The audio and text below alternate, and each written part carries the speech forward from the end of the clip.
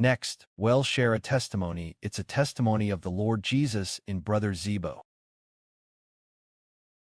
It is what we just said that the blind can see. When the Lord opens our eyes, only then did we know that it seemed to be in 2020 or some year. Once the Shebo brothers was thinking about some questions. He kept looking at various religious things. So that very night, I was rebuked by the Lord. A talk by Brother Shebudi.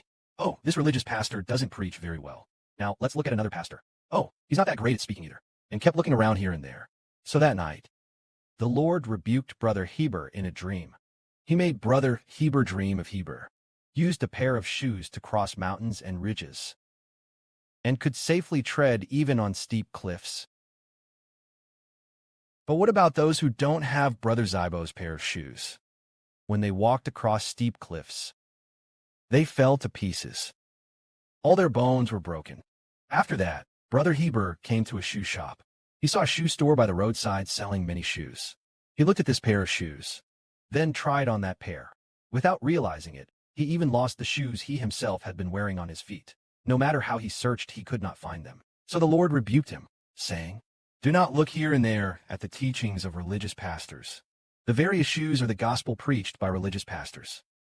No matter how those gospels are worn, they don't fit the feet of the Hebrew brothers. But Brother Heber wants to come back, and wear his own shoes. They could no longer be found. That is to say, the gospel is heavenly, personally given to the Hebrew brothers.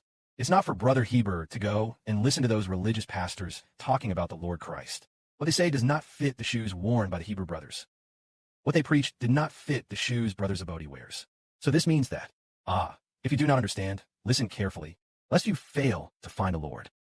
Now, what we just said about opening the eyes is that many people may not necessarily find the Lord Christ. Let us give an example. There were once two sisters in our altar who both dreamed of the Lord Christ. But later it was found that the dreams of both sisters were the same. But it was discovered that what both sisters found was not Christ. One is Desha's sister. One was Sister Desha. At that time, she dreamed that the Lord Jesus was riding a bicycle carrying her. Later on one occasion, he took off her ring and removed it.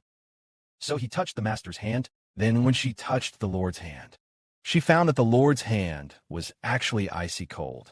So is this one the true Lord? There was another sister who was the same. It seemed she was called Kui Lixiu. She too, the Lord appears to her. She also, had the appearance of the Lord manifested. Then the Lord was like the Lord Jesus in a movie. Then in her dream, he said to Sister Chui Lishio, "Aren't you, looking for me?" So she was a little afraid, and then, when he grabbed her hand, it was icy cold. Then, in her fear, the dream ended and she woke up. He also told Brother Heber about this. She also told Brother Zebo about this matter. In the dreams of the two sisters, Desha and Choi Lishio, they all thought it was the Lord.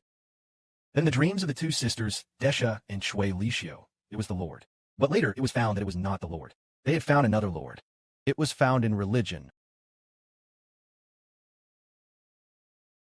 So, Brother Heber firmly believes that the Lord's hand is not cold.